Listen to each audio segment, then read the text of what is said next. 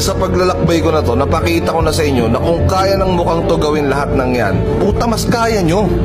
Gawin mo lang ng gawin. Pag mahirap, huwag ka lang magreklamo. Pag pagod, matulog ka lang. Pag malungkot ka, puta, umiyak ka lang. Pag masaya ka, enjoyin mo lang. Pag pumalpak ka, ulitin mo. At pag may tagumpay ka, magwalwal kayo. Tapos, darating na lang yung araw na hindi mo namamalayan. Nandun ka na pala.